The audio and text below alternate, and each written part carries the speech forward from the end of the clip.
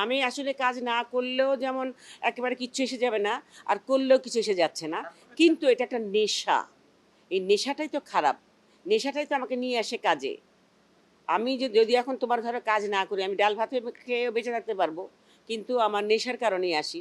অনেকে ভাবে যে ওই যে অনেকে কমেন্ট করে কিন্তু, "এই বুড়ি কাজ পায় না তো, সেজন্য কাজ করতে যায়, পয়সা পায় না, না খেয়ে থাকে।" তারপরে কি সব কমেন্ট করে আজকাল। আমার খুবই অপমান লাগে এই কথাগুলো যে বলে। কেন আল্লাহ দিলে তো আমার একটা থাকার জায়গা আছে, আমার একটা ঘর আছে, নিজস্ব ঘর। আমার একটা গাড়ি আছে। আমি এগুলো বেচেও তো খাইতে পারবো কয়েক বছর, না রে? তো কি দরকার এগুলো বলার মানুষের?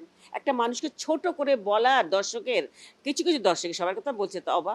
তো এই যে বলে ফেলে না মানুষকে ছোট করে, এটা ঠিক না। আমাদের যে কোনো মানুষকেই বলা উচিত না। আমার একটা প্রোডাকশনের ছেলেপেলে এখানে যারা থাকে তাদেরকে আমরা ভালোবাসি। তাদের কোন স্ট্যান্ডার্ড, তাদের কি অবস্থা, তারা কি রোজগার করছে, তারা কোন অবস্থায় আছে, আমরা যদি নাই বুঝতে পারলাম, নাই জানলাম, তাহলে ওদের সঙ্গে আমি এত দিনকাল দিন-রাত কেন থাকছি? কেন কাজ করছি ওদের সাথে?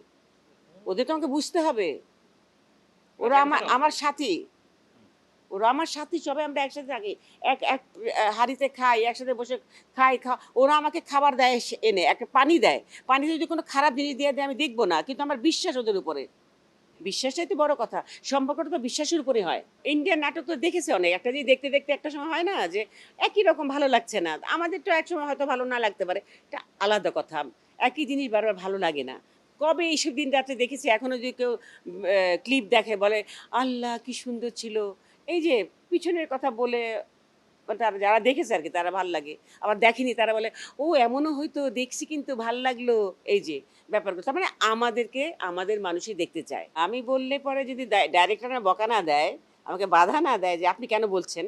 তাহলে আমার কাছে একটু ভালো লাগে এই কারণে যে আমারটা নিচ্ছে বাচ্চারা, শিখছে বা আমি হয়তো সঠিকটা বলছি। কারণ এখানে তো আসলে এটা তো আমরা বারবারই বলছি ডিরেক্টরস মিডিয়া। ডিরেক্টর যা বলবে সেটাই ঠিক, তাই না?